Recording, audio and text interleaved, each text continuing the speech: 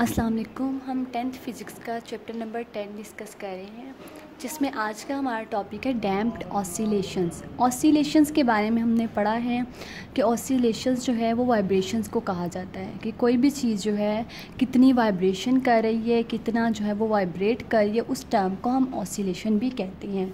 Vibrations और oscillations दोनों same हैं। वाइब्रेशन का हमने लास्ट टाइम जो है वो डेफिनेशन भी डिस्कस की थी, पूरा टॉपिक जो है वो पूरा लेक्चर इस पर किया था। अब डैम्प कहते हैं, ये रिंग जो है एक बेल दिखाई हुई है। अब जब भी किसी घंटी को बजाते हैं, स्टार्टिंग में क्या होता है, उसकी आवाज़ बहुत ज़्यादा लाउड होती है, ठीक है, फिर आहिस्ता आहिस्ता कम होना शुरू हो जाती है और एक पॉइंट आता है जब वो बिल्कुल ख़त्म हो जाती है। इसे कहते हैं डैम्पिंग। जैसे हम भी अगर बोलते हैं, ठीक है, बोलने से अगर बहुत आप किसी भी इंसान के करीब पास बोल रहे हो तो उसका आवाज़ ज़्यादा लाउड आएगी। जैसे ही आप उससे दूर होते जाते हैं तो उससे क्या होता है, आवाज़ आहिस्ता आहिस्ता कम होती जाती है और बिल्कुल ख़त्म हो जाती है। उसकी ये वजह होती है कि हवा में जो होते हैं वो गैस मॉलिक्यूल्स होते हैं, तो वो क्या करते हैं, रेजिस्टेंस, रुकावट बनते हैं, जिसकी वजह से वो आहिस्ता आहिस्ता बिल्कुल ख़त्म हो जाती है। इस जो है वो प्रोसेस को डैम्प कहा जाता है, डैम्पिंग कहा जाता है। इसी तरह से हमने मैस स्प्रिंग सिस्टम की भी जो है वो पूरा लेक्चर इस पर डिस्कस किया था कि मैस स्प्रिंग सिस्टम क्या है। ये लॉन्ग क्वेश्चन भी है। अब ये हमारे पास कोई भी एक मास था, इसे यहाँ से जो है इस पॉइंट से उठा के यहाँ पे डिस्प्लेस किया है, ठीक है। अब ये वापस क्या करेगा, हमने पढ़ा था कि वापस अपनी मेन पोजीशन की तरफ जाएगा। इसी तरह से ये मूव करता रहेगा। स्टार्टिंग में तो ये जो है वो ज़्यादा मूव करेगा, आहिस्ता आहिस्ता क्या करेगा, इसकी वाइब्रेशंस कम होती जाती हैं। कम होते होते होते एक पॉइंट आता है जब ये बिल्कुल रुक जाता है। इस प्रोसेस को डैम्पिंग कहा जाता है या डैम्प्ड ऑसिलेशन कहा जाता है। ऑसिलेशन क्यों, क्योंकि वाइब्रेट करी थी, इसलिए डैम्प्ड ऑसिलेशन। डैम्प कहा क्योंकि आहिस्ता आहिस्ता इसकी इंटेंसिटी है जो इसकी वो डिस्टेंस जो है, डिस्प्लेसमेंट जो है वो कम होती गई, इसलिए डैम्प कहा गया। और ऑसिलेशन इसकी वाइब्रेशंस को कहा गया कि कितना वाइब्रेट कर रही थी। अब डैम्प्ड ऑसिलेशन जो है वो इसकी डेफिनेशन पढ़ते हैं। Oscillations of a system in the presence of some resistive force.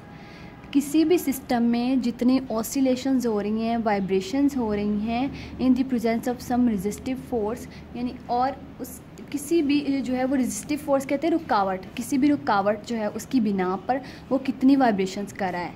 यानी कि अगर स्टार्टिंग में उस बहुत ज़्यादा इंटेंसिटी है, वेवलेंथ ज़्यादा है, तो आहिस्ता आहिस्ता क्या होती जाएगी, उसकी वेवलेंथ और इंटेंसिटी कम होती जाएगी। उसकी वजह ये है क्योंकि गैस मॉलिक्यूल्स होंगे या कोई ना कोई जो है रेजिस्टिव फोर्स वहाँ मौजूद होगी। तो उस प्रोसेस को हम डैम्प्ड ऑसिलेशन का नाम देते हैं।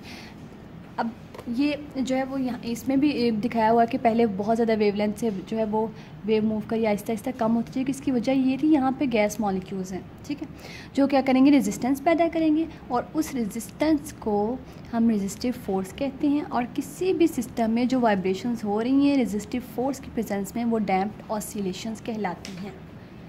इसकी जो बुक में एग्जांपल डिस्कस की हुई है वो है शॉक एब्जॉर्बर।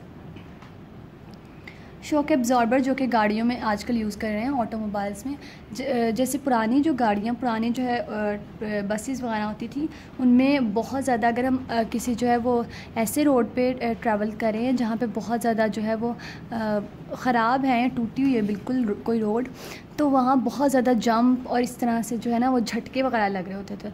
तो अब आजकल की जो न्यू ऑटोमोबाइल्स हैं, नई गाड़ियाँ, उनमें शॉक एब्जॉर्बर लगाया गया। शॉक एब्जॉर्बर क्या करता है, आप जितनी जो है वो किसी भी जंप से या किसी भी जो है ख़राब रोड से गुज़रते हैं तो वो जो है वो झटके को उसको कम कर देता है, उसकी शिद्दत को कम कर देता है, जैसे हमने पीछे डैम्पिंग में बात की थी। तो इसलिए जो है वो आप जो है कम फील करते हो उसे। अब इसकी ये डायग्राम ड्रॉ की हुई है कि इसमें होता क्या है, कि किस तरह से हमें जो है वो हम उस झटका अगर किसी बहुत बड़े जंप से भी गुज़रते हैं तो हमें नहीं लगता।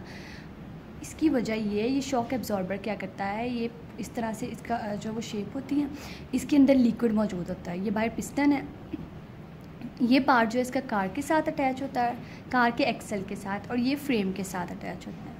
तो जैसे ही हम किसी जंप के ऊपर से गुज़रते हैं तो क्या करता है, यहाँ से जो है ये प्रेस होता है, प्रेस होने के बाद जो है वो लिक्विड भी प्रेस हो जाता है, जिसकी वजह से जितने भी कोई ऑसिलेशन है, कोई भी झटका है, वो क्या करेगा, ये शॉक एब्जॉर्बर एब्जॉर्ब कर लेगा। अब नाम से ही हमें पता लग रहा है शॉक एब्जॉर्बर।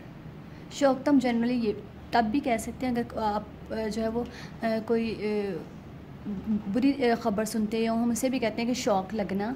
तो एब्जॉर्बर का मतलब हमें एब्जॉर्ब करना है। तो किसी भी जंप की वजह से कोई भी झटका जो लगता है, शॉक एब्जॉर्बर क्या करेगा, उसको एब्जॉर्ब कर लेगा। ये जो पिस्टन ये जो है अंदर की तरफ मूव कर जाएगी और लिक्विड जो है वो प्रेस हो जाता है, जिससे हम जो है कोई किसी भी जंप या किसी भी उसकी वजह से जो ऑसिलेशंस होती हैं वो डैम्प हो जाती हैं, वो कम हो जाती हैं, हम उसे फील नहीं करते। तो ये डैम्पिंग का प्रोसेस था, डैम्प्ड ऑसिलेशन। ये था हमारा आज का लेक्चर।